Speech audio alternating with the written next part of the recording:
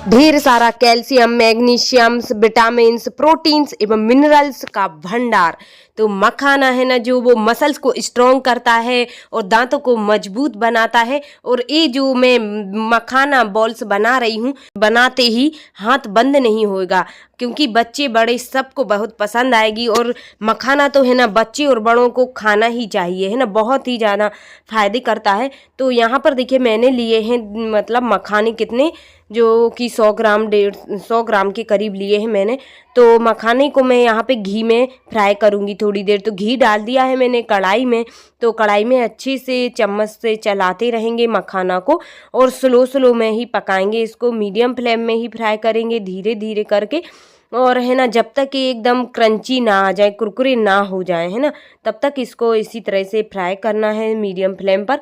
तेज़ नहीं होना चाहिए, नहीं तो ये जल जाएंगे, है ना। मीडियम में ही अच्छे क्रिस्पी बनते हैं।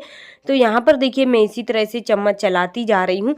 और मखाने में है ना क्या भरपूर मात्रा में पाया जाता है calcium, magnesium, vitamins, iron, proteins, ये सारी चीज़ें बहुत भरपूर मात्रा में पाई जाती हैं ना। तो ये बच्चों बड़ों को सबको खाना चाहिए और बहुत फ़ायदेमंद होती हैं, डेली ही खाना चाहिए।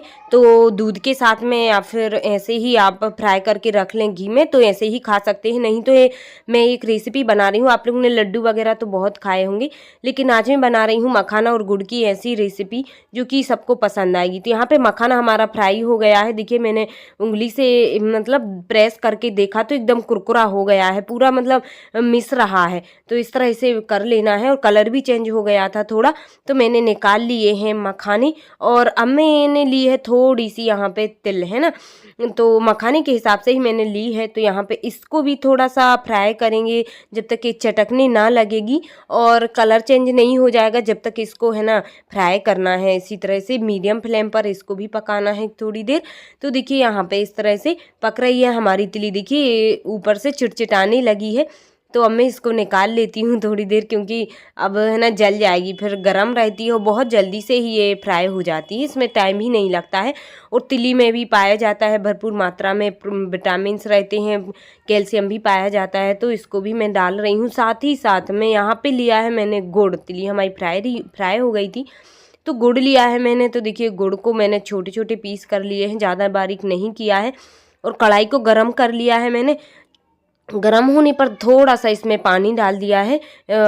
तो गिलास से तो क्या मतलब कटोरी से ही डाला है, आधा कटोरी, ताकि है ना गुड़ अच्छे से पक जाए, है ना, मेल्ट हो जाए, नहीं तो नीचे कढ़ाई में भी चिपकेगा। तो मैंने डाल दिया है। बिना पानी के भी बना सकते हैं, लेकिन गुड़ जलने का डर रहता है मेरे लिए, तो मैं नहीं डाल रही हूँ। तो यहाँ पे देखिए थोड़ा सा पानी डाल के और गुड़ को अच्छे से मेल्ट कर लेंगे। मेल्ट हो गया है और अब इसमें देखिए बॉयल भी आने लगा है। तो बॉयल आने लगा है तो चम्मच को अच्छे से चलाते रहेंगे जब तक ये गाढ़ा ना हो जाए, है ना। तो इस तरह से पक भी जाएगा और गाढ़ा भी हो जाएगा। बिना पानी डाल के बनाओ ना, बहुत जल्दी गाढ़ा हो जाता है और जलने का भी डर रहता है। तो यहाँ पे देखिए हमारा गुड़ गाढ़ा हो गया है। और अब इसको पानी में डाल के देख लेना है। पानी में डालने के बाद ठंडा होने पर जो उसकी गुड़ की बॉल्स बनाओ ना, तो वो टूटने लगती हैं एकदम, मतलब कड़क हो जाती हैं। तो अभी ये सॉफ्ट हैं, तो इसका मतलब है कि अभी हमारा गुड़ पका नहीं है ना। तो इसको थोड़ी देर और पकने देंगे और फिर से डाल के देखेंगे। तो एकदम जब गुड़ डालेंगे पानी में, तो पानी में से निकालेंगे गुड़ तो एकदम टूटेगा, है ना। तब उस स्टेज तक गुड़ को पकने देना है। तो यहाँ पर देखिए हमारा गुड़ अब पक चुका है, अच्छे से जमने की स्टेज पर आ गया है। तो अब मैं इसमें डाल देती हूँ मखाना जो कि फ्राई किए थे। और अब मखाने के साथ में है ना गुड़ को अच्छे से चलाते रहेंगे, ताकि ये है ना ऊपर से एब्जॉर्ब हो जाए अच्छे से, सोख ले मखाने गुड़ को। तो यहाँ पे देखिए इस तरह से मैं चम्मच चलाती रह रही हूँ और बंद नहीं करना है, उतार के नहीं मिक्स करना है, नहीं तो वो एकदम जम जाएगा। और गरम में ही इसको चम्मच से चलाते रहना है। तो देखिए पूरा गुड़ एब्जॉर्ब हो गया है। और है ना हमारे गुड़ में भी भरपूर मात्रा में है ना आयरन पाया जाता है। तो गुड़ भी सर्दियों के मौसम में तो अधिकतर खाते ही हैं सब लोग। और मेरी ये रेसिपी लेट हो गई है थोड़ी सी, ये सर्दी के टाइम की रेसिपी है, पर अभी भी खा सकते हैं, क्योंकि अभी भी ज़्यादा गर्मी नहीं पड़ रही है और मैंने गुड़ को कम यूज किया है। देखिए आप लोग को देख के ही लग रहा होगा, तो कम ही गुड़ हुआ है, कम मीठा रहेगा, ज़्यादा मीठा भी नहीं लगेगा, तो बहुत अच्छा लगेगा। और यहाँ पर मैंने तिल जो भूनी थी ना, भून के और फिर वो मैं डाल देती हूँ इसमें थोड़ा थोड़ा करके। देखिए तो मिल जाएगी ये मखाने के साथ में तिल भी। तो दोनों अच्छा दिखेगा, इसका टेस्ट भी अच्छा आएगा और तिल और गुड़ और मखाना तीनों ही सेहत के लिए बहुत ही ज़्यादा फायदेमंद रहते हैं। इसमें भरपूर मात्रा में पाया जाता है calcium, minerals, magnesium, vitamin, protein, iron और तो सारी चीज़ों से भरपूर है ये रेसिपी। और मखाना बॉल्स हैं ये, और आप लोग इसको कुछ भी बोल सकते हैं, मखाना चिक्की या मतलब ऐसी चीज़ें। तो ये बहुत ही आसानी से बन भी जाती है और इसको टाइम भी नहीं लगता है और ये सबको पसंद आती है। टॉफ़ी जैसे एकदम क्रंची और क्रिस्पी है ना, सबको मन मोह लेती है। और है ना, ये बना के रख लो ना तो फिर तो मन भरता ही नहीं है, इसको खाते जाओ ऐसा लगता है। और बच्चों को भी बहुत पसंद आते हैं, बड़ों को भी आते हैं, क्योंकि इसमें पेट तो भरता नहीं है, मन ही नहीं भरता खाते खाते। तो इस तरह से देखिए मैंने तिल और भी डाल दी है कुछ, क्योंकि भुनी हुई और भी बची थी, मैंने सोचा और डाल देती हूँ। और अभी ये है ना गरम है तो मैंने परात में डाल लिए थे, मखाने गुड़ के साथ अच्छे से मिल गए थे तो मैंने डाल ली थी परात में। और परात में डालने के बाद थोड़ी सी तिल मैंने ऊपर से और डाल दी थी जो भी भुनी हुई बची थी, क्योंकि मैंने पहले पूरी नहीं डाली थी। तो अब डाल के, और अब थोड़ा सा ठंडा हो गए थे तो तब मैंने इसको क्या किया था, एक एक अलग अलग कर लेना है मखाना को, है ना। थोड़ा ठंडा होने के बाद, गरम में मत करिएगा, नहीं तो आप लोग जल के हाथ में कुछ भी जल जाए तो फिर मुझसे बोलोगे कि गरम में इन्होंने करा दिया। पर कोई बात नहीं है, इस तरह से एक एक करके निकाल लेना है। तो अलग कर लिए हैं मैंने, देखिए इस तरह से ठंडा होने के बाद में। तो है ना, अब हमारी रेसिपी ये तैयार हो गई है। ये मखाना बॉल्स डाइजेशन के लिए भी फायदेमंद है और जोड़ों के दर्द के लिए भी बहुत ही ज़्यादा फायदेमंद है। तो तैयार हो गई हमारी रेसिपी। आवाज़ भी बहुत अच्छी आ रही थी इनकी।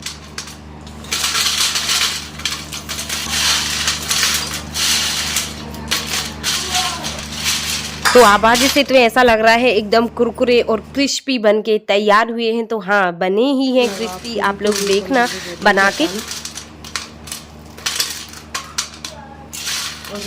तो एक बार इनको फोड़ के भी देख लेते हैं। तो देखिए फोड़ने के बाद भी बहुत अच्छी आवाज़ आ रही थी, एकदम क्रंची क्रिस्पी। और फोड़ रहे हैं ना तो बिल्कुल एकदम धूल हो जाती है, इतने क्रिस्पी बने हुए हैं।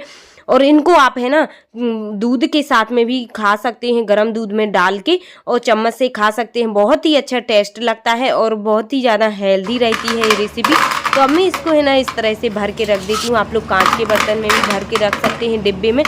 ये ऐसे में भरना कि थोड़ी सी भी नमी ना लगे जब खोलें उठाएं तो, नहीं तो ये नरम हो जाते हैं।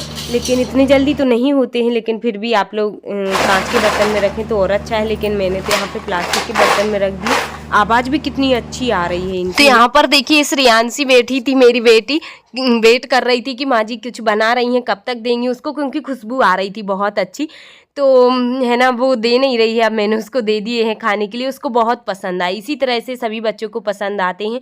और वो तो दे भी नहीं रही है, मैं मंगा रही हूँ मुझे दे दो, तो वो मुझे मना कर रही है और खा रही है बड़े टेस्ट के साथ में, है ना। तो आप लोग भी बनाइए इस तरह से। और कैसी लगी आप लोग के लिए ये रेसिपी कमेंट में ज़रूर बताना। और वीडियो पसंद आई हो तो लाइक कर देना, न्यू है तो चैनल को सब्सक्राइब करना। Bye bye, take care, all the best. मिलते हैं कल फिर एक न्यू ब्लॉग के साथ।